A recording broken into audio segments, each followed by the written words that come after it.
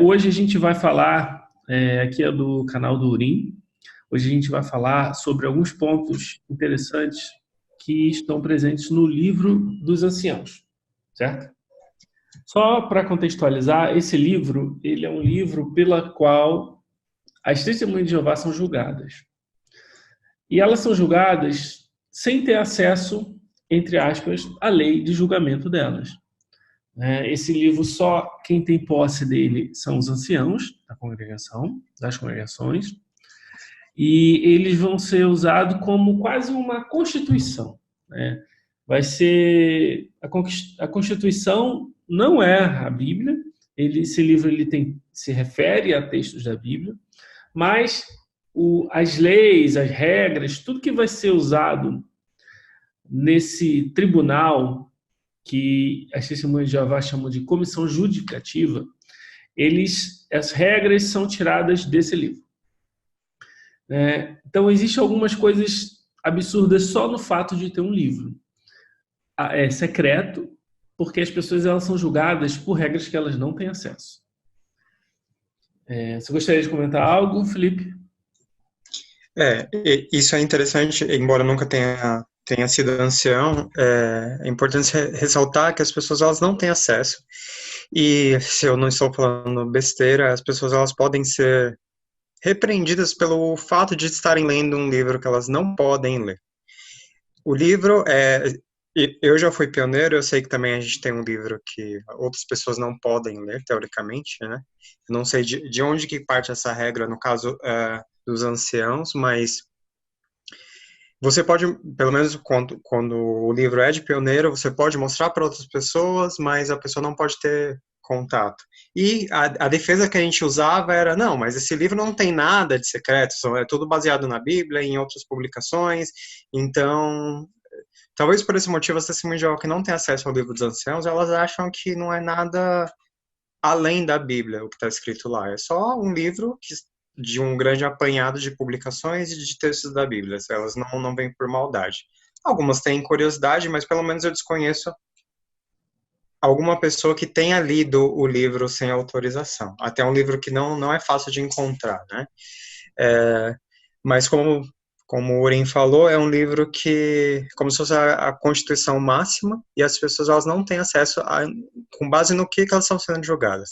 Elas podem até saber o pecado, algumas coisas que saem nas publicações ou que são tratadas diretamente em outras fontes, mas a maneira que o livro conduz o julgamento, a comissão judicativa, por exemplo, é algo que a Testemunha de Jeová desconhece, mas tem lá todos os pormenores, muitas vezes, de como as coisas devem ser sucedidas e que, às vezes, até quem tem esse conhecimento do livro, que não é ancião, encontra algumas brechas de como escapar, né, da comissão de algumas formas. Por exemplo, eu cito aqui um exemplo bem rápido. Quando você passa por um processo de comissão judicativa e a pessoa, o pecado não é perdoado e ela é desassociada, os anciãos informam para ela que ela pode recorrer, ela pode apelar. E se ela apelar, ela vai para uma outra comissão. Nessa segunda comissão, ela pode pedir uma segunda apelação, mas isso nunca é falado para uma testemunha de Jeová que ela pode pedir uma segunda apelação, porque daí essa apelação ela vai direto para Betel, mas eles não falam. Mas se a pessoa tiver conhecimento disso, ou se a pessoa pedir novamente uma apelação, daí eles são obrigados, por assim dizer, a apelar para Betel. Mas esse ponto nunca é mencionado para uma testemunha de Jeová. Então, quem conhece o livro, que nunca foi ancião, ou que já foi ancião e não é mais, é uma das possíveis brechas que a pessoa pode ter ao longo do seu processo judicativo. Mas, assim, o livro, ele é muito, em alguns pontos não tanto, mas ele tem muitos pormenores e é interessante que as testemunhas de Jeová tivessem acesso realmente para ver o quanto a religião às vezes pode ser legalista. Eu acho que, em breve resumo, é isso. E o ponto principal, o primeiro ponto que eu gostaria de mencionar tem a ver exatamente com isso que você falou, né? De as pessoas serem julgadas sem terem noção do que estão sendo julgadas, né?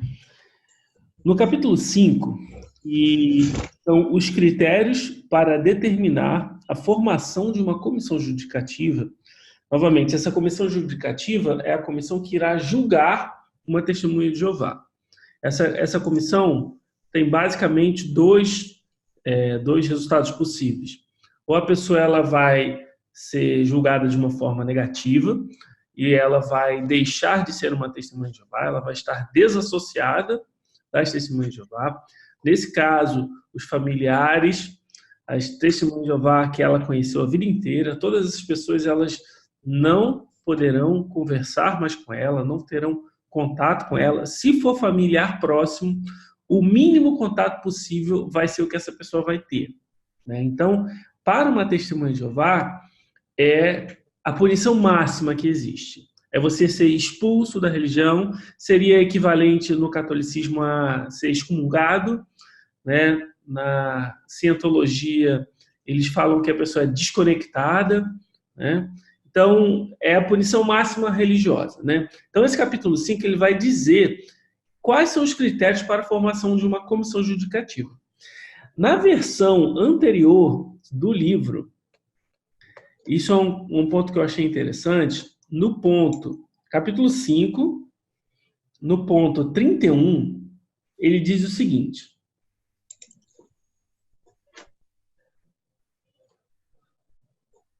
aliás, 30. Ganância, jogatina, extorsão. Os cristãos devem evitar a jogatina em todas as suas muitas formas, incluindo loterias. Se a pessoa fizer da jogatina um hábito e depois de receber vários conselhos, em vez de se arrepender, continuar seu proceder ganancioso, será apropriada uma comissão judicativa. Ou seja, quem joga na loteria deve ser desassociado, conforme o que está escrito aqui. Isso na versão anterior do livro dos anciãos. Agora, se você for na versão nova, diz o seguinte, o mesmo ponto: ganância, jogo por dinheiro e extorsão. Quando uma pessoa faz pequenas apostas apenas por diversão, os anciãos geralmente não vão se envolver. Olha só como que houve uma mudança de regra da forma como as pessoas são julgadas. Ou seja, a partir do lançamento desse livro, as testemunhas de Jeová podem fazer apostas em loterias. Mas elas não sabem disso. Porque isso não está em publicação nenhuma pública. Só está na publicação dos anciãos. Os anciãos sabem que agora, a partir de agora, as testemunhas de Jeová não vão poder mais ser expulsas se elas forem pegas jogando na loteria. Mas as testemunhas de Jeová não sabem. Eu selecionei esse ponto aqui porque é um claro exemplo de como o fato de você não saber a lei pelo qual você está sendo julgado é uma coisa muito ruim, né? Aconteceu uma mudança na legislação e que você não sabe. É interessante que eu conheço, pelo menos há boatos, que uma pessoa que foi desassociada, ela foi desassociada por motivos de jogatina.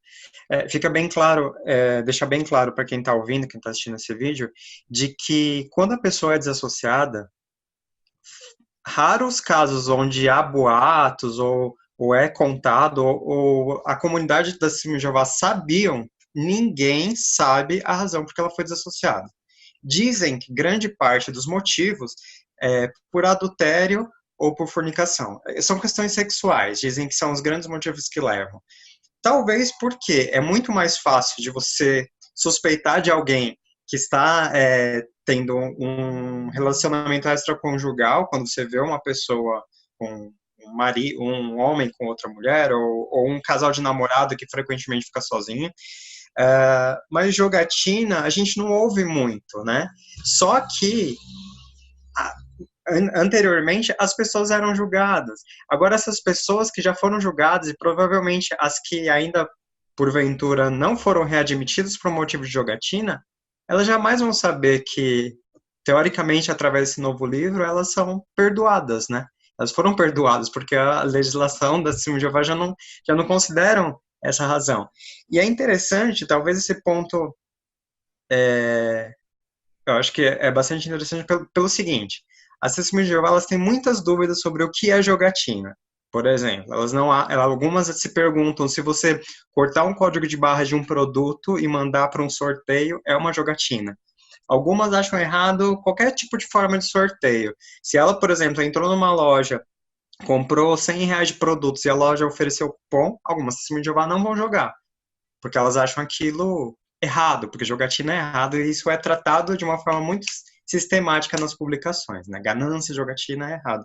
Só que agora flexibilizou de um jeito que até algo que para a gente nunca seria concebível, que uma Testemunha de Jeová jogasse realmente numa loteria por diversão, por assim dizer, ou de uma forma mesmo que esporádica, não fosse um vício, ela já seria vista de uma forma muito errada, né? Porque só o fato da pessoa jogar com a intenção de ganhar dinheiro seria visto como materialismo, ou ganância, né? Todas essas coisas.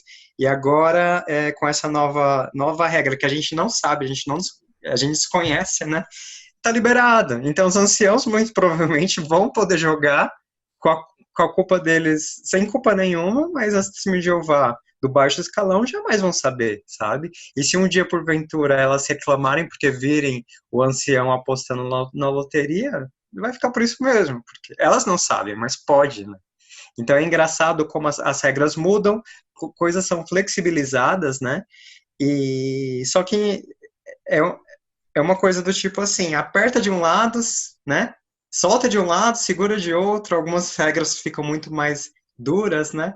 E isso são novas luzes que são sempre descontroladas, pessoas que já foram lesadas por luzes anteriores nunca vão poder recorrer, nunca vão poder perguntar porque agora pode uma coisa que anteriormente eu fui julgado, né?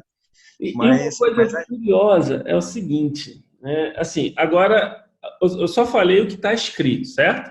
A gente viu que, segundo a regra anterior, não podia, formava-se uma comissão judicativa. Na regra nova, está bem explícito que os anciãos não vão se envolver.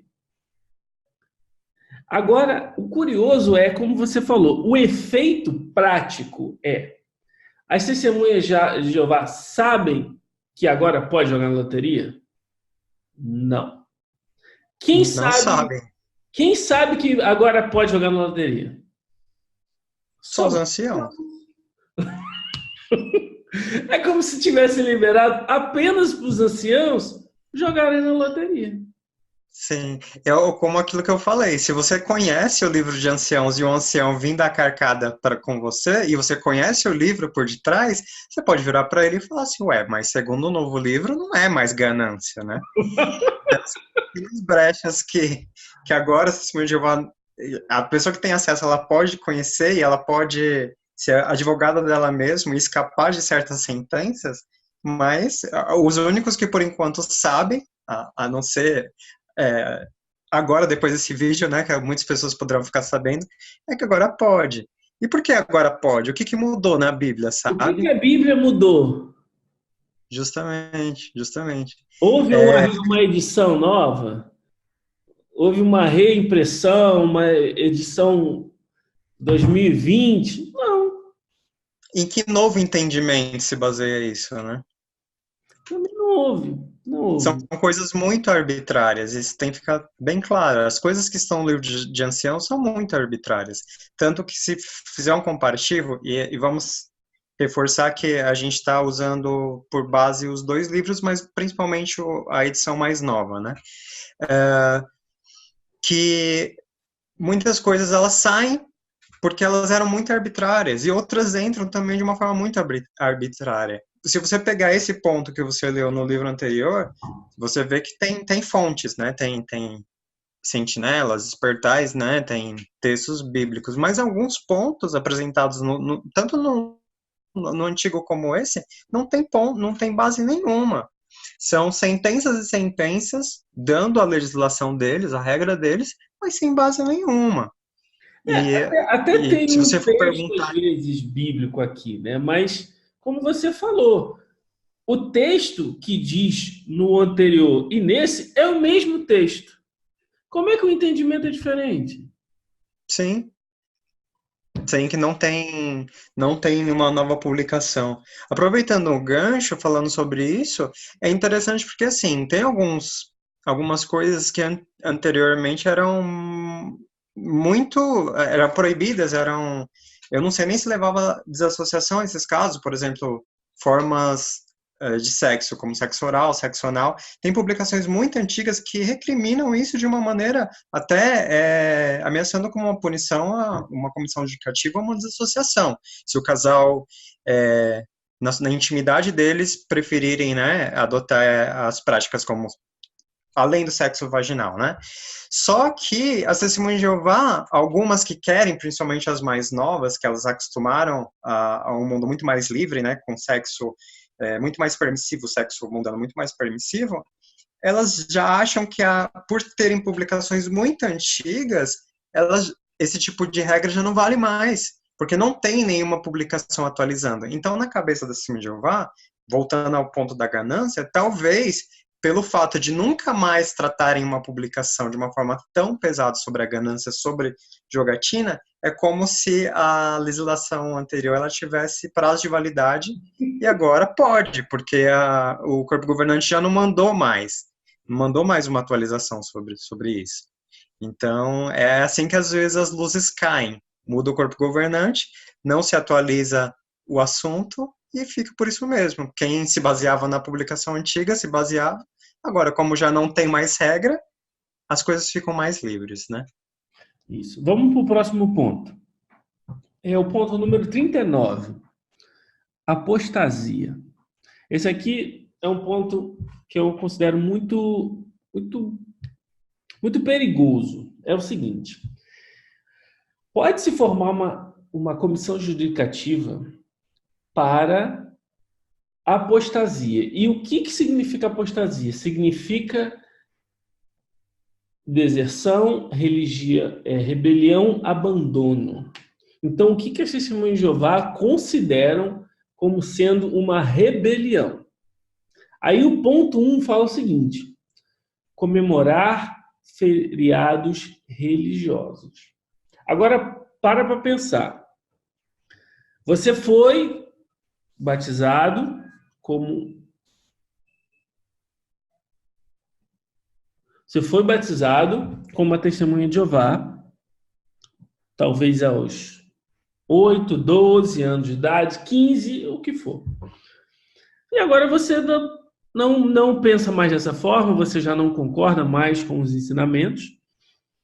A partir desse momento, se você for visto por um ancião comemorando o seu aniversário, você pode ser desassociado por apostasia, né? Essa regra é uma daquelas regras que elas funcionam de uma forma muito diferente dependendo da congregação que você está. Se os anciãos eles não tiverem mais o que fazer, eles vão atrás das pessoas que estão comemorando qualquer coisa. Agora, se o corpo de ancião for um corpo de ancião de pessoas que têm uma vida mais ativa, trabalha, tem família, tem o que fazer, dificilmente eles vão atrás das pessoas que já não são mais testemunhas de Jeová e tocaram a sua vida para frente, né? Acontece muito. A religião das testemunhas de Jeová é uma das maiores com a taxa de que pessoas saem e entram, né? É uma taxa altíssima. Entre as religiões norte-americanas, se não me engano, é a maior, né? Ou seja, muitas pessoas entram na religião, gostam, tem um período e depois saem. Essas pessoas que saíram, elas ainda são julgadas pelas regras como se elas ainda estivessem lá. Elas são julgadas pelas regras que elas não concordam mais, que elas não fazem mais parte. Elas podem ser desassociadas por comemorar um aniversário. Exato. E a pessoa pode...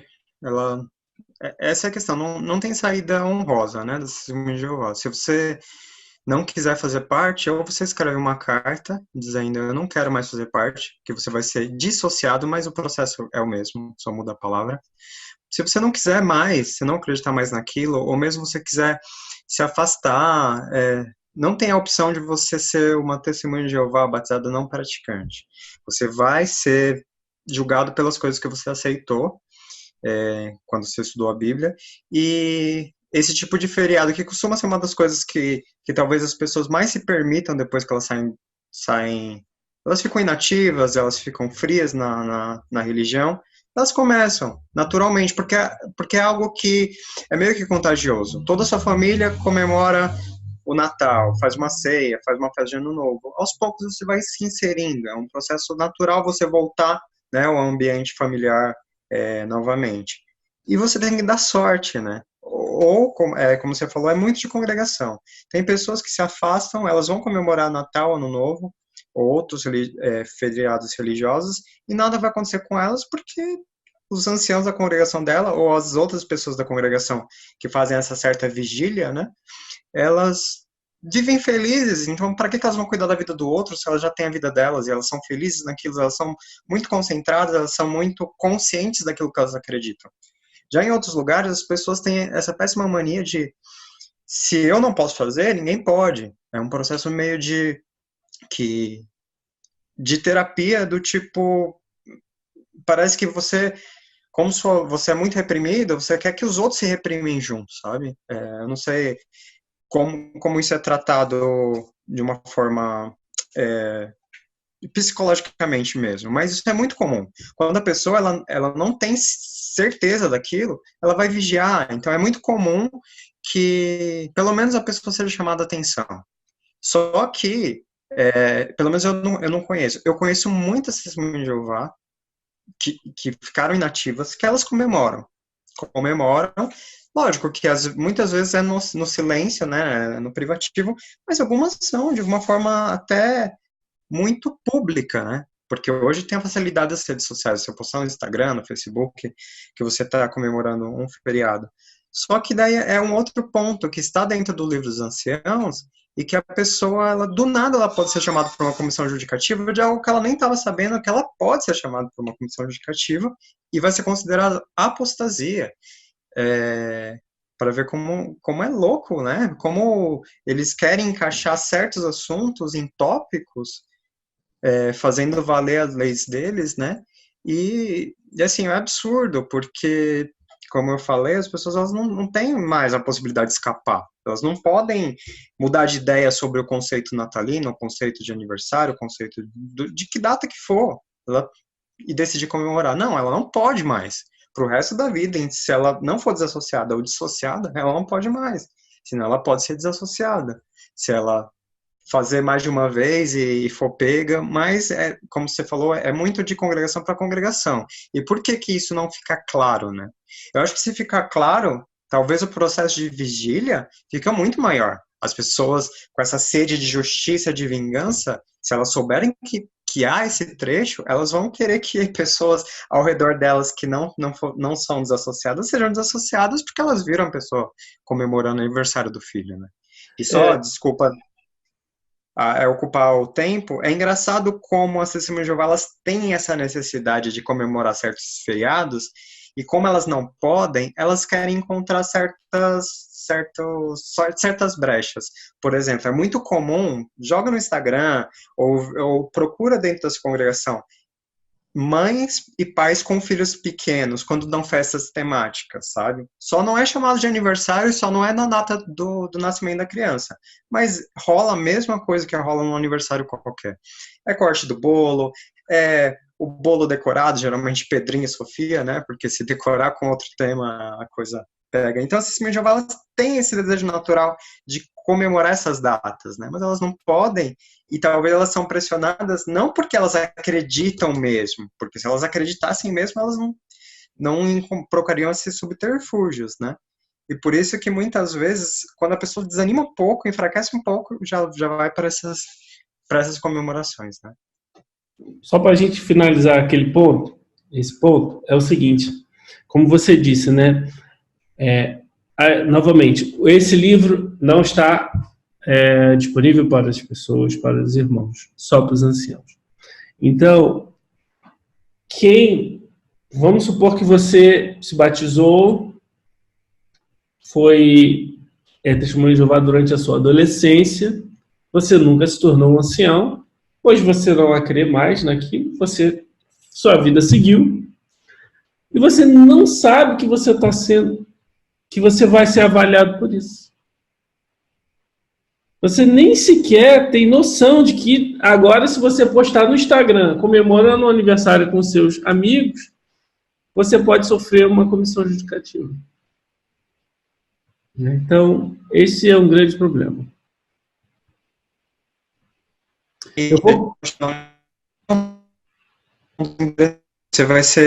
Você pode ser desassociado, você pode ser chamado para uma comissão judicativa se você, por exemplo, resolver participar fazer uma pintura numa igreja, se aceitar esse tipo de trabalho, porque também é considerado apostasia, você participar de alguma coisa religiosa, sei lá, tá tendo uma quermesse, você comprar uma cocada, você passou perto da quermesse na sua casa e resolveu comprar uma cocada, se alguém te vê.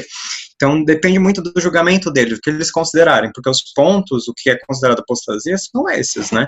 Além de, claro, espalhar ensinos que causem divisão, ou promover uma nova religião, promover uma nova seita, mas são coisas que a gente não... Tem um breve geral do que é apostasia dentro das publicações, mas não sabe que para os anciãos ou para os livros anciãos, outras coisas também podem ser enquadradas e podem receber punições muito severas, né? Não é apenas uma chamadinha, um puxãozinho de orelha, pode ser levado à comissão e desassociação, dependendo de como, se o ancião pegou ranço de você. O outro ponto que eu queria falar era exatamente isso, né? O ponto 3. Espalhar intencionalmente ensinos contrários à verdade da Bíblia. Ou seja, a partir do momento que você se tornou uma testemunha de Jeová, se você pensar que agora uma outra religião ela ensina a Bíblia de uma forma correta, se você não concorda mais com a forma como a testemunha de Jeová ensina, se você agora você pertence a uma outra religião, se você espalhar ensinos que sejam contrários ao que a testemunha de Jeová ensina, você também vai ser expulso. E assim, as pessoas, elas confundem... O site das testemunhas de Jeová, ele é muito enganoso quando ele responde determinadas questões. Eu acho que a gente devia fazer, inclusive, um vídeo sobre aquele EFAQ depois. Porque as pessoas falam assim, claro, mas se você está em outra religião, você realmente não devia estar sendo reconhecido como uma testemunha de Jeová. Mas as pessoas não se tocam do que está envolvido em você ter mudado de ideia. Né? Se você foi testemunha de Jeová, mas hoje você não pensa mais que as testemunhas de Jeová são a melhor religião. Você acha, sei lá, que o budismo é a melhor religião, e a tua família é testemunha de Jeová, agora você é um apóstata e você não deve ter contato com a tua família. Não é só o fato de você não ser reconhecido mais como uma testemunha de Jeová. As pessoas vão virar a cara para você na rua. As pessoas não vão poder falar com você. Os seus amigos de infância, se você cresceu no ambiente de testemunho de Jeová, eles não vão poder entrar em contato contigo. Tem vídeos que mostram pais não atendendo a ligação dos filhos. Ou seja, eles estão sendo incentivados a não atender a ligação dos filhos. Qual a razão? Porque ele mudou de ideia. Porque ele achou que agora uma outra religião explica melhor o mundo do que a religião das testemunhas de Jeová. Então, se você foi testemunha de Jeová uma vez na vida, você está preso a esse contrato para o resto dela, para o resto da vida. Aquele batismo, ele crava consequências para o resto da vida. Para o resto da vida. Então, esse ponto 3 aqui, ele fala, olha, se você insiste em falar de ensinos falsos, quem julga se o ensino é falso? As testemunhas de Jeová. Espalhar ensinos de propósito. Mas se você crê agora numa outra religião, é lógico que você vai querer, talvez, ensinar aquilo que você aprendeu agora. Então, nesse momento, você se torna um apóstata. E com isso, todas as consequências de ser desassociado. Novamente, toda a sua família para de falar com você, seus amigos param de falar com você, você não tem mais contato com essas pessoas. Por quê? Porque você mudou de ideia. É interessante, porque como esses irmãos de Jeová começaram? Vamos tentar lembrar. Pelo menos segundo o que é publicado, né, nas publicações, Russell, ele formou um estudo da Bíblia, né, de pessoas que estavam interessadas em descobrir o que a Bíblia ensinava. Então, se estudava textos, pegava um tema, por exemplo, o resgate de Jesus Cristo, pegava todos os textos relacionados e tentava, a partir da Bíblia, né, a partir da Bíblia, entre aspas, né, sem interferência, segundo eles diziam, encontrar o que a Bíblia explicava sobre o assunto. Reunia esses textos e anotava lá a conclusão do assunto. A conclusão do assunto, que segundo a Bíblia, não pode comemorar aniversários natalícios, porque não encontrou base bíblica, enfim. Só que, se você, hoje em dia, encontrar um texto que explica melhor uma situação e mostrar, e não for validado pelo corpo governante, você pode ser considerado apóstata, porque para eles não é bíblico. O que não é bíblico para eles? Na cabeça ou segundo as normas dele, vocês podem até pegar essa sentinela citada deixa eu só anotar aqui, se vocês quiserem procurar, tá na publicação, a sentinela de 86, 1º de abril, página 30, é uma pergunta dos leitores. Por que desassociaram e excomungaram as testemunhas de Jeová por apostasia? Algumas que ainda professam crer em Deus, na Bíblia e em Jesus Cristo. Então, é considerado apostasia, mesmo se você ainda acredita na Bíblia, em Jeová, em Jesus Cristo, mas você, de repente, encontrou um texto que explica uma situação melhor e está perguntando, pelo simples fato de você perguntar por que esse texto que explica melhor a ressurreição, ele não pode ser considerado, ou por que a gente não pensa dessa forma? Não, vai ser considerado apostasia. Porque, segundo eles, o que a Bíblia diz é o que o corpo governante valida como que a Bíblia diz.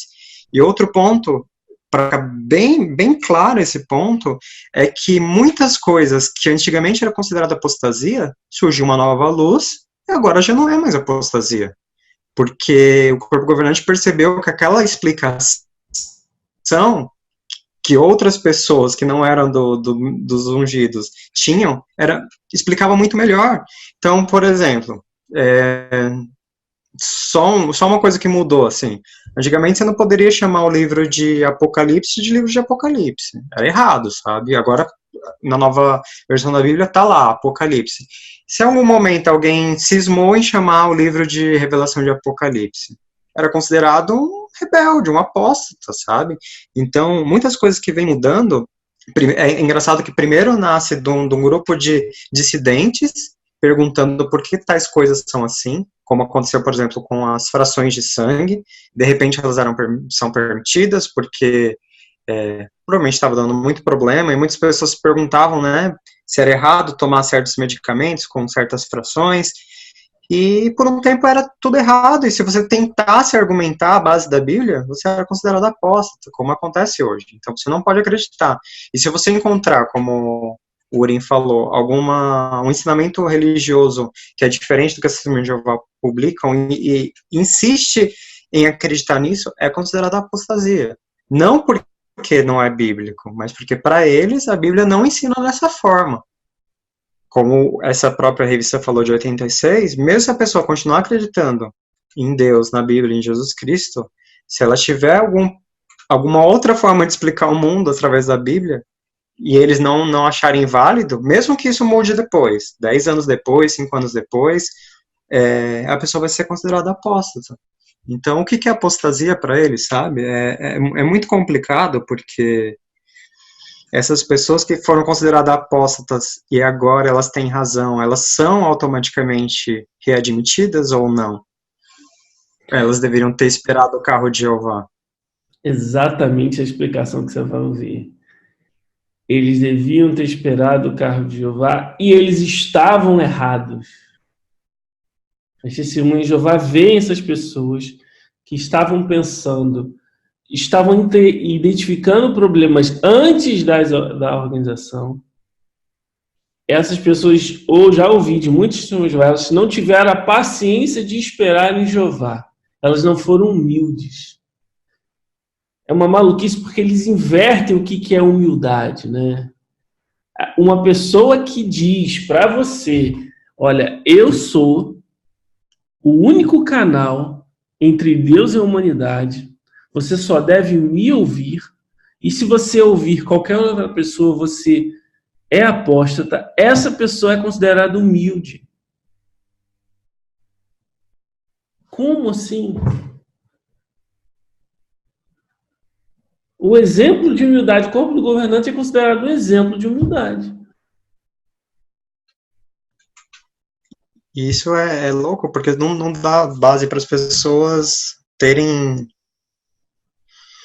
nenhuma forma de crítica, de questionamento. Elas não podem, elas têm que pensar exatamente. É aquela unidade de pensamento, né, como eles mesmos falam. Todo mundo falar a mesma língua. Ninguém pode ter uma outra forma de pensar. A não ser os assuntos de consciência, que eles não são claros, mas mesmo assim, dependendo de onde você mora, eles vão querer que sua consciência seja guiada pela consciência da maioria, e se você pensar ao contrário, você vai cair no próximo ponto, que é causar divisões. Se você, de repente, citou alguma coisa que não é nem considerada apostasia para eles, mas, sei lá, decide usar saia curta, decide usar barba, e, de repente, as pessoas umas começam a te apoiar, outras não te apoiam, vai causar divisões. Então, é bem triste, né, o quanto eles querem englobar qualquer pessoa que pense minimamente diferente como apóstata, né, e tratar como um inimigo, porque para eles o apóstata merece a morte, o apóstata não merece nem a ressurreição, porque às vezes é pecado contra o Espírito Santo, e que a pior testemunho de Jeová não é nem um desassociado, é o apóstata, sabe, é a pessoa que, como eles falam, cuspiu no prato que comeu. E às vezes a pessoa era apenas uma pessoa sincera que viu uma outra forma de explicar um texto e decidiu que ela não mudaria, sabe? Então é bem complicado, porque não dá nenhuma abertura para que as pessoas pensem diferente. Isso é muito triste, porque, como a gente sempre fala, é a base de uma seita. Se você aceita como verdade, e é indiscutível que seja verdade, o que um líder religioso te fala, e não permite nenhuma forma de questionamento, você está num grupo sectário, é uma seita, isso é perigoso, sabe? Porque se ele decidir que a verdade bíblica é que a gente não vai passar em vida pelo Armagedon, que a gente vai ter que, né, cometer algum ato suicida, como algumas publicações dão margem, entender? Se você discordar, você é apóstata. Então, as pessoas são automaticamente forçadas a acreditar no que eles quiserem que você acredite. E você não pode discordar. Simplesmente você não pode discordar porque isso é apostasia.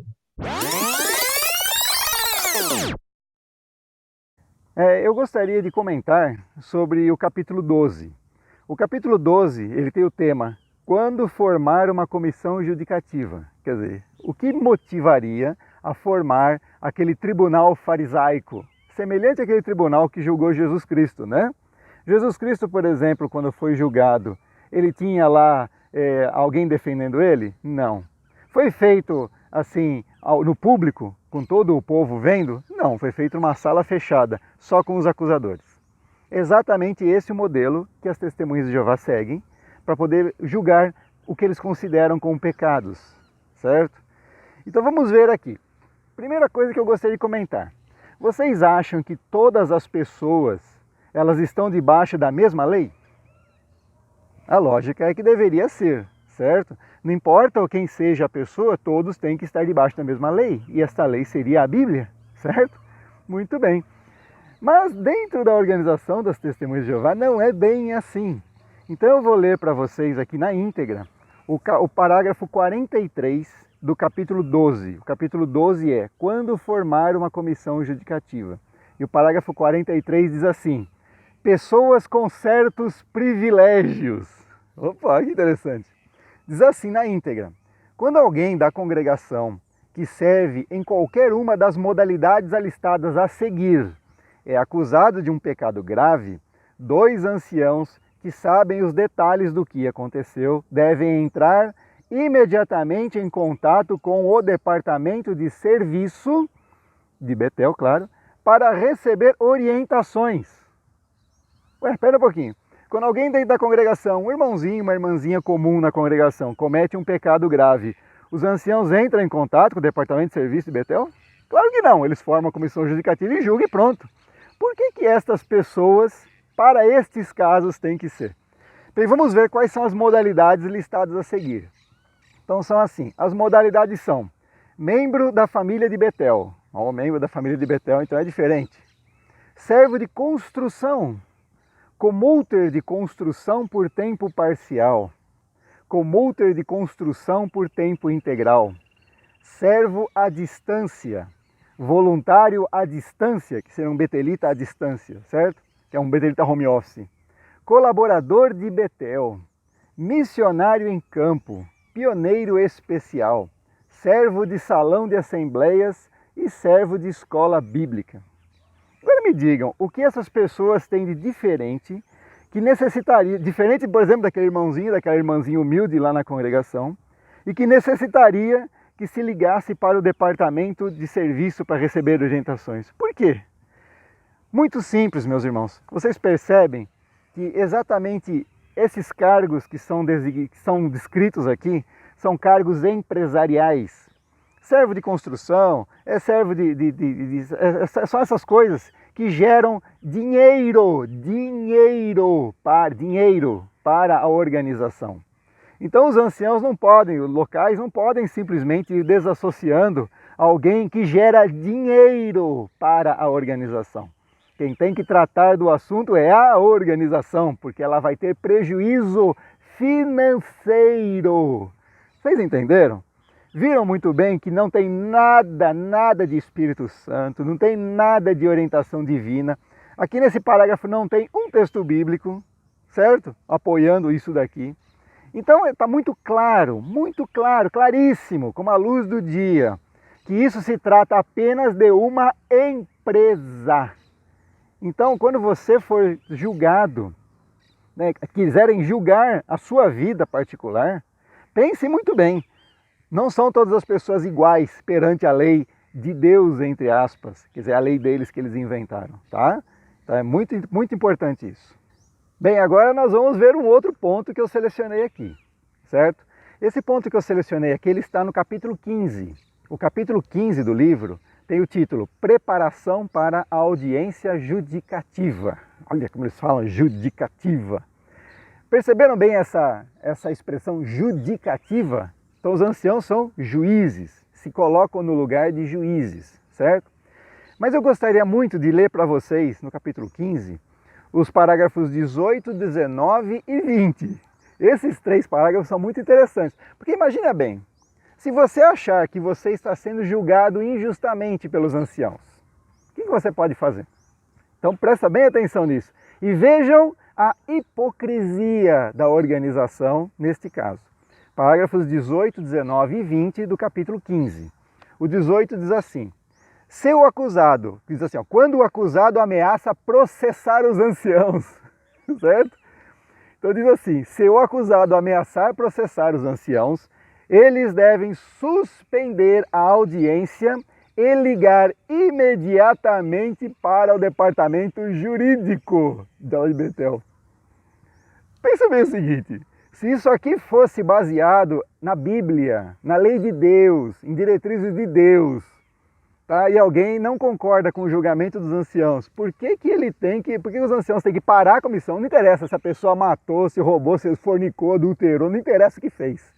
Ameaçou de processar os anciãos, parou a comissão e eles têm que ligar para o departamento jurídico de Betel. Jurídico? Estranho, né? O departamento jurídico é ungido por Jeová? Será? Então vamos ver, continua, 19 é interessante. Diz assim, esta parte é mais interessante ainda. Se alguém da mídia, um repórter, ou um advogado do acusado entrar em contato com os anciãos, eles não devem dar nenhuma informação do caso, e agora veja o ponto, e nem confirmar se há uma comissão judicativa. Olha o medo! Não podem afirmar que existe uma comissão judicativa. Por que será, né? Mas vamos continuar a leitura. Em vez disso, eles devem dizer o seguinte, abre aspas, os anciãos devem dizer exatamente o que está escrito entre as aspas. O bem-estar físico e espiritual das testemunhas de Jeová é de máxima importância para os anciãos, que querem dar ajuda espiritual para os membros da congregação. Essa ajuda espiritual é dada de forma confidencial. Assim, a pessoa que procura os anciãos para obter ajuda pode ter certeza de que eles não vão revelar mais tarde o que ela disser.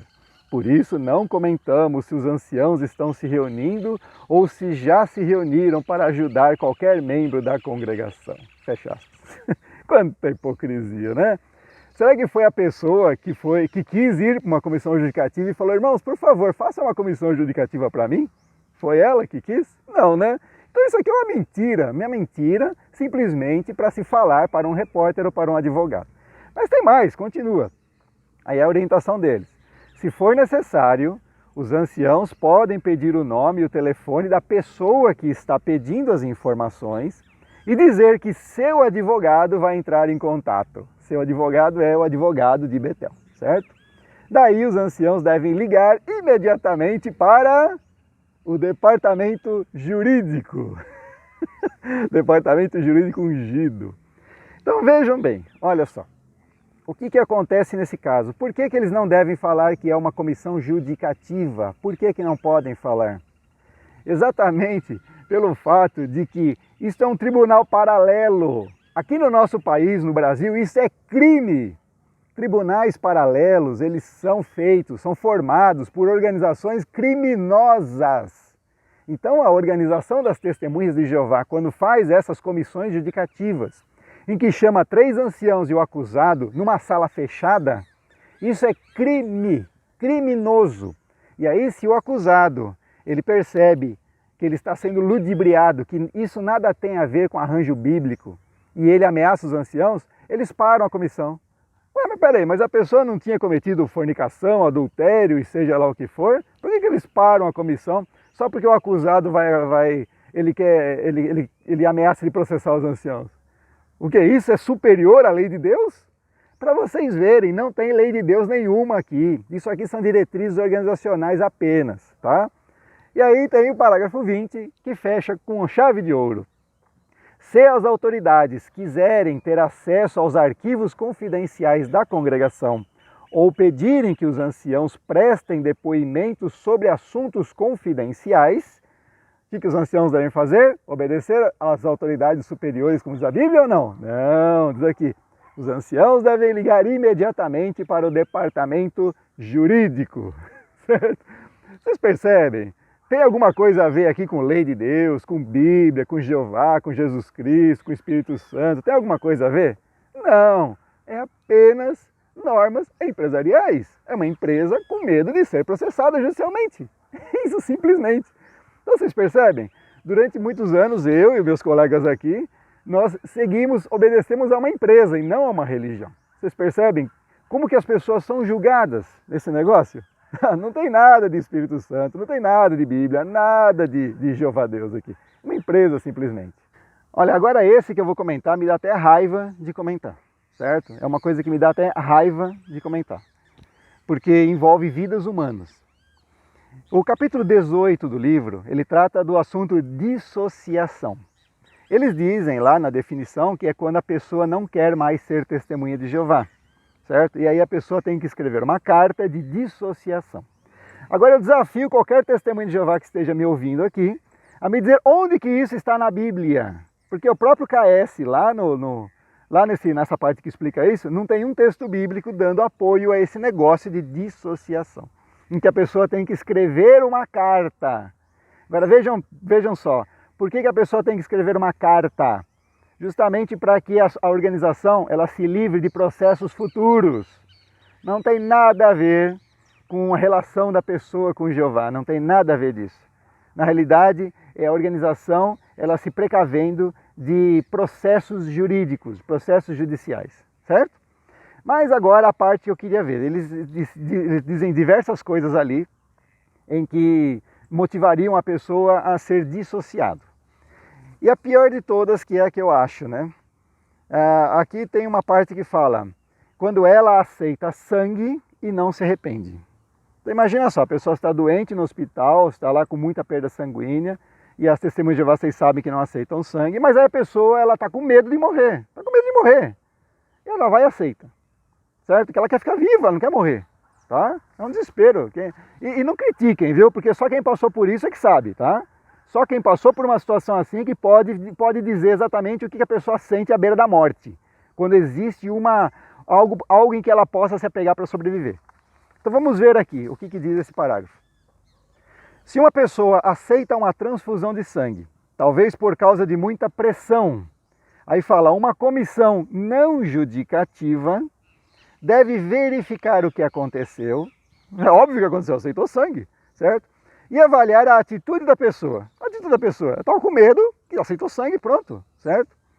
Se ela estiver arrependida, a comissão deve dar ajuda espiritual. Agora, olha a hipocrisia, mas olha o farisaísmo. A pessoa está arrependida e está viva, é isso? Ela estava desesperada, num leito de hospital, à beira da morte, a única tábua de salvação era uma transfusão de sangue, ela aceitou a transfusão de sangue, e agora está arrependida e está viva? Os anciãos querem o quê? Que ela se suicide agora? O que é isso? Coisa ridícula. Agora olha aqui, vamos lá, continua ainda esse farisaísmo. A atitude dos anciãos para com a pessoa, e citam textos ainda, né? Deve ser descrito em Gálatas 6:1 e Judas 22:23. Podem ler esses textos, tá? Gálatas 6:1 e Judas 22:23. Não tem nada a ver com os anciãos pressionarem a pessoa porque ela queria viver, tá bom? E ela não fez nada de errado. Porque a Bíblia, eu desafio qualquer testemunho de Jeová me mostrar na Bíblia onde fala expressamente sobre transfusão de sangue. Vocês vão ver lá sobre a lei judaica de comer sangue, só. Transfusão, isso não se fala na Bíblia em lugar nenhum, tá bom? Existem muitos vídeos na internet aí que derrubam essa doutrina assassina. Mas vamos lá. Já que a pessoa está fraca espiritualmente, ela não estará qualificada para privilégios especiais por algum tempo. Como fraca espiritualmente, ela estava à beira da morte, ela queria viver só. Isso é fraco espiritualmente? Querer viver é ser fraco espiritualmente? Que farisaísmo isso daqui, né? Que lavagem cerebral, coisa feia isso aqui. Aí diz assim, aí não vai ter privilégios especiais, sorte da pessoa, né? Não vai ser escravizado. Em alguns casos, talvez seja necessário remover outros privilégios da pessoa, como comentar nas reuniões e fazer parte de estudante nas reuniões do meio da semana. Ou seja, a pessoa vai ser punida porque ela quis viver, ela não quis morrer, tá bom? Dependendo das circunstâncias, a comissão talvez ache necessário providenciar que um anúncio seja dado na reunião do meio de semana. O anúncio deve ser o seguinte, os anciãos cuidaram de um assunto envolvendo o irmão, nome tal, e os irmãos ficaram felizes em saber que como pastores espirituais eles estão se esforçando para dar a ajuda necessária. Grande ajuda necessária, tá? Ir atrás da pessoa, deixar ela de consciência pesada porque ela quis viver. Ridículo isso. E aqui continua ainda. Por outro lado, essa é a parte grave.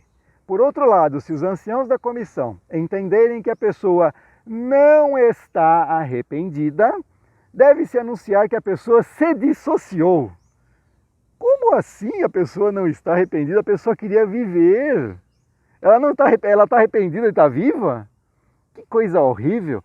Sabe o que isso me lembra? Isso me lembra essas seitas satanistas, certo? Que exigem sacrifícios humanos. Porque não é possível que a organização ela pegue pessoas que estão lá enfermas, pessoa que necessitou de um tratamento que envolveu sangue, certo? Transfusão de sangue, e agora a pessoa está arrependida. Por quê? Porque a organização queria que a pessoa morresse? É isso? Queria oferecer almas a Satanás, o diabo? É isso? Quer dizer, olha, eu fico muito bravo quando eu vejo esse tipo de coisa. E importante é o seguinte, desafio qualquer um aí a encontrar isso dentro de uma revista Sentinela. Não está isso em revista Sentinela nenhuma. Por quê? Porque isso é uma informação restrita aos anciãos, aos fariseus dos anciãos, certo? Então vejam muito bem, você testemunho de Jeová e você que quer ser testemunho de Jeová e está estudando, veja muito bem onde que você está pisando, certo?